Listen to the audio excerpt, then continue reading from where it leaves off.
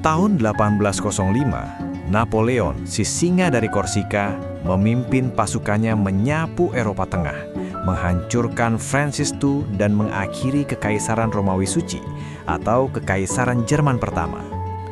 10 tahun kemudian di tahun 1815, di sebuah kota kecil bernama Schönhausen yang dulu masuk wilayah Romawi Suci, lahirlah seorang putra dari keluarga bangsawan pemilik tanah tradisional. Dialah yang nantinya menjadi pendiri Kekaisaran Jerman kedua, sosok yang dijuluki para sejarawan barat sebagai kanselir besi, Otto von Bismarck.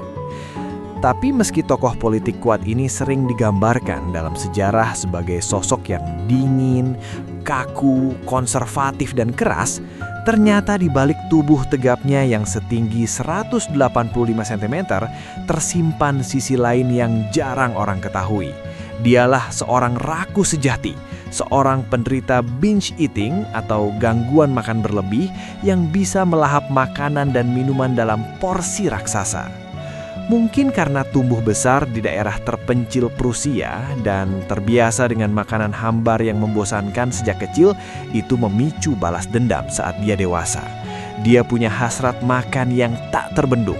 Contohnya bisa kita lihat saat Perang Prancis-Prusia tahun 1870.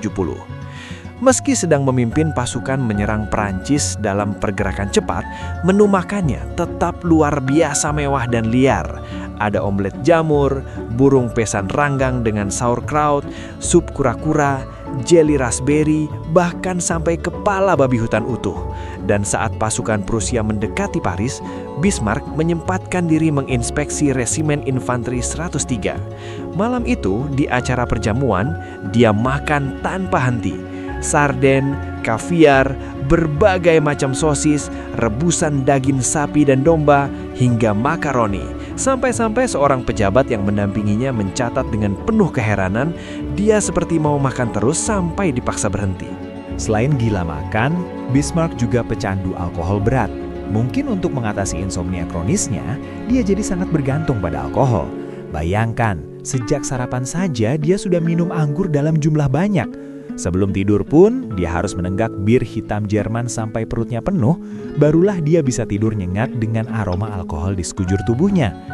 Tapi, sehebat apapun tubuhmu, kalau dihajar makan minum ugal-ugalan begitu, pasti bakal rontok juga. Akhirnya, pada suatu hari di tahun 1880, setelah minum banyak dan melahap 6 butir telur yang dilumuri mentega, Bismarck mulai muntah-muntah dan bicaranya meracau. Itulah serangan stroke pertama yang nantinya akan merenggut nyawanya.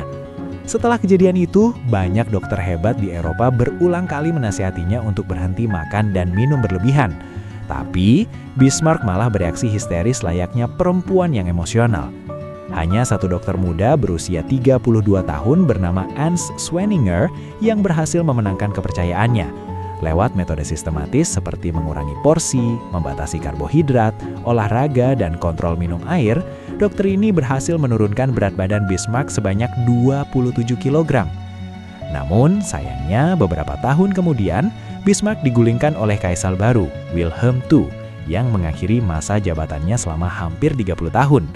Begitu kehilangan kekuasaan, jiwa dan perut Bismarck mendadak terasa hampa lagi. Setelah beberapa tahun menyepi, ia terkena stroke lagi pada Maret 1898 dan meninggal dunia 4 bulan kemudian pada 30 Juli di usia 83 tahun. Kekaisaran kedua yang ia bangun dengan susah payah ternyata hancur lebur dalam api Perang Dunia I kurang dari 20 tahun kemudian. Tapi uniknya, berbagai makanan lezat yang dulu disukai si tukang makan ini malah makin populer dan melegenda karena namanya. Sekarang, mari kita bahas cerita di balik makanan-makanan itu. Sebagai diplomat yang menguasai setidaknya 6 bahasa, Bismarck tentu sangat paham seni berbicara. Di dunia politik, kutipan terkenalnya yang paling diingat adalah saat di Parlemen Prusia tahun 1862. Masalah besar tidak diselesaikan dengan pidato, tapi dengan darah dan besi. Tapi di meja makan, dia punya kutipan menarik lainnya. Jika ikan herring dijual semahal kaviar, orang-orang akan jauh lebih menghargainya.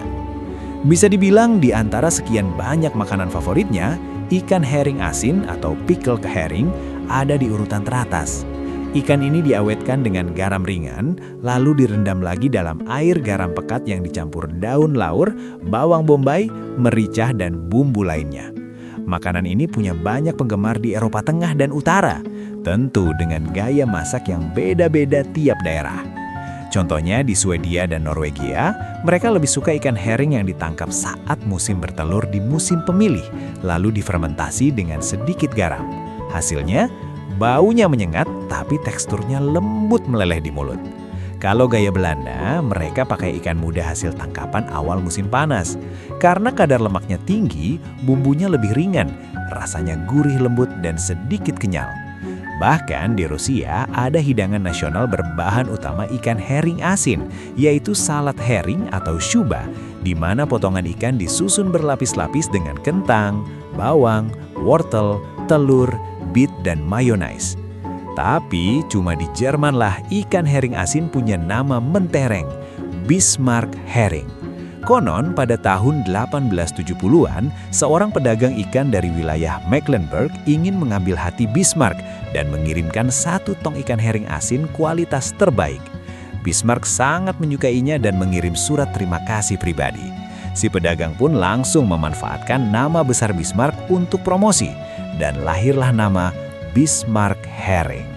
Terlepas dari benar atau tidaknya legenda itu, fakta bahwa Bismarck sangat suka ikan haring itu tidak bisa dibantah.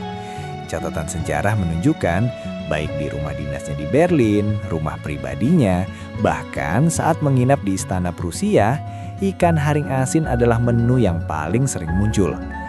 Cara makan favoritnya, yang masih populer di Jerman sampai sekarang, adalah menjepit ikan tersebut di antara roti gandum, lalu ditambah irisan bawang bombay dan sour cream. Bahkan saat diet ketat karena kegemukan, sesekali menyantap sepiring ikan haring tetap jadi pilihan utamanya saat ingin curang dari diet. Selain ikan haring, 2 makanan lain yang masuk daftar teratas favoritnya adalah telur dan asparagus putih. Bicara soal telur, saat masih muda, Bismarck pernah mencatat rekor gila, makan 11 butir telur sekaligus dalam sekali duduk. Dalam hal ini, si kanselir besi punya selera yang mirip dengan Kaisar China, Kaisar Hongwu dari dinasti Ming. Keduanya sama-sama suka makan telur banyak-banyak saat sarapan. Karena itulah di awal abad ke-20, orang Italia sampai menciptakan pizza Bismarck, yaitu pizza dengan telur setengah matang dan keju sebagai penghormatan untuknya.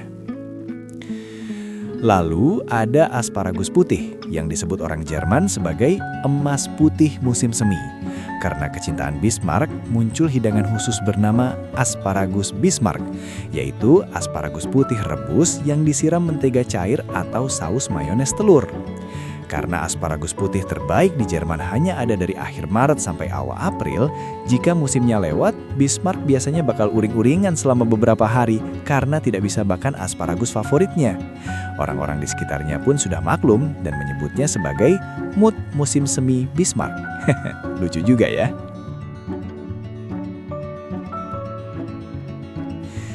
Nah, di antara semua makanan serba Bismarck, mungkin Bismarck steak adalah yang paling menarik. Sebenarnya masakan desa yang sederhana berupa potongan daging sapi tebal setengah matang dengan telur mata sapi di atasnya ini bukan ciptaan Bismarck sendiri, tapi jadi terkenal karena dia sangat menyukainya. Ada satu cerita menarik soal menu ini yang terjadi di masa Perang Dunia Kedua, jauh setelah Bismarck tiada. Saat itu, Angkatan Laut Jerman punya kapal penjelajah bernama Admiral Scheer yang mulai bertugas tahun 1934. Kapal ini sangat cocok untuk operasi jarak jauh di samudra. Pada 27 Oktober 1940, kapal ini berlayar rahasia dari pelabuhan Kiel untuk misi penghancuran kapal logistik lawan di Atlantik Utara. Setelah beberapa kali percobaan yang kurang mulus, pada 8 Desember mereka beruntung bisa menangkap kapal pendingin sekutu bernama Duquesa. Isinya apa? 3.000 ton daging beku dan 14,5 juta butir telur. Bagi kapal perang yang sulit logistik, ini adalah durian runtuh. Sejak saat itu, awak kapal tidak perlu lagi ikat pinggang atau irit makanan. Menu Bismarck steak pun jadi makanan pokok di kapal tersebut. Semangat para prajurit langsung melonjak dan mereka sanggup berpatroli di Samudra Atlantik hingga Hindia Belanda selama 5 bulan penuh. rekor terlama dan tersukses dalam sejarah Jerman saat itu. Sepulangnya ke Jerman, Panglima Angkatan Laut Erich Raeder naik ke atas kapal untuk memberikan medali Iron Cross kepada Kapten Theodor Kranke.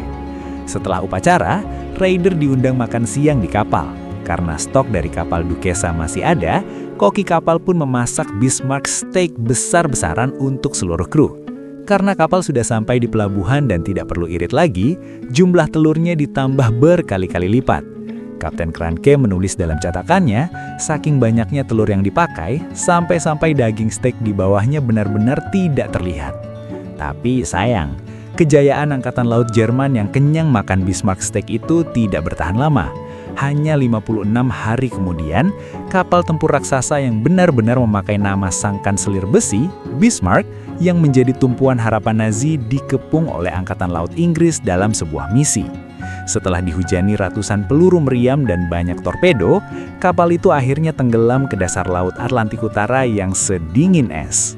Nah, kalau kalian sendiri, kira-kira sanggup tidak menghabiskan porsi makan ala kanselir besi ini? Atau malah punya makanan favorit yang namanya diambil dari tokoh terkenal juga? Tulis di kolom komentar bawah ya. Jangan lupa untuk subscribe dan nyalakan lonceng notifikasinya supaya kalian tidak ketinggalan cerita menarik lainnya. Dan pastikan klik tombol like kalau kalian suka dengan video ini. Sampai jumpa di video berikutnya.